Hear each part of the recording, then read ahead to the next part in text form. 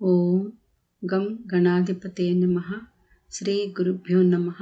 శ్రీ మాత్రే నమః. కన్యారాశి.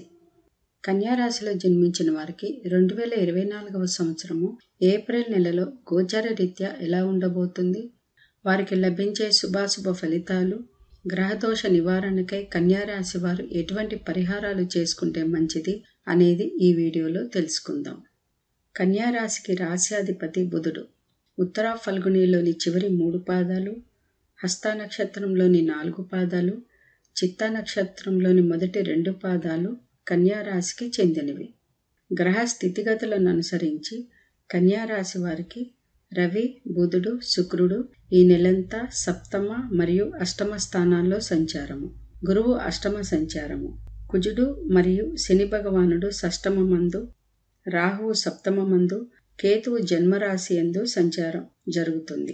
కన్యారాశి వారికి ఈ నెలంతా కొన్ని గ్రహాల అనుకూలత, అలాగే మరికొన్ని గ్రహాల ప్రతికూలత కారణంగా మిశ్రమ ఫలితాలే గోచరిస్తున్నాయి.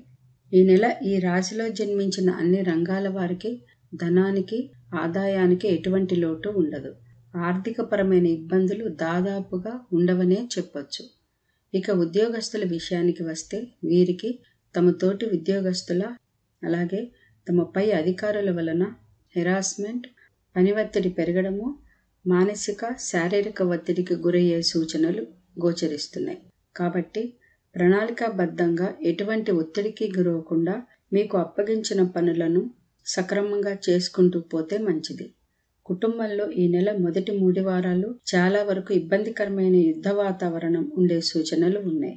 కాబట్టి కుటుంబ సభ్యుల మధ్య ఏర్పడిన గొడవలను, సమస్యలను సామరస్యంగా కూర్చొని చర్చించుకొని పరిష్కరించుకుంటే మంచిది. లేదంటే చిన్నపాటి గొడవలు కూడా చిలికి గాలివానలా తయారయ్యే ప్రమాదం ఉంది. ఏది ఏమైనా ఈ నెల చివరి వారంలో కుటుంబ సభ్యుల మధ్య సఖ్యత ఏర్పడి ఇంట్లో సంతోషకరమైన వాతావరణం ఉంటుంది.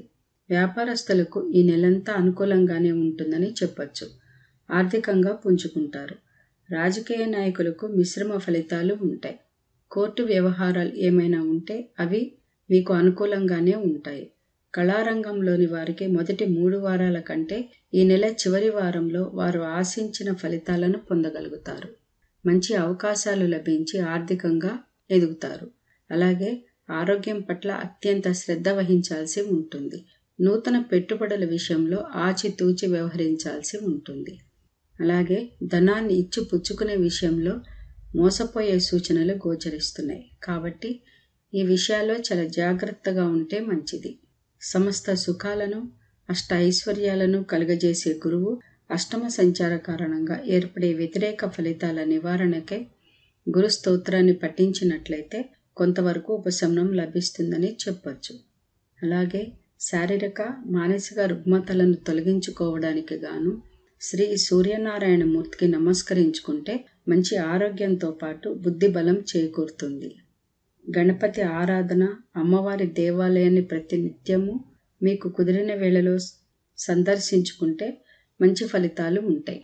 ఇలాంటి మరికొన్ని మంచి వీడియోల కోసం తెలుగు ట్యాబ్లైట్స్ ఛానల్ని సబ్స్క్రైబ్ చేసుకోవడం మర్చిపోవద్దు. Thank you for watching my video.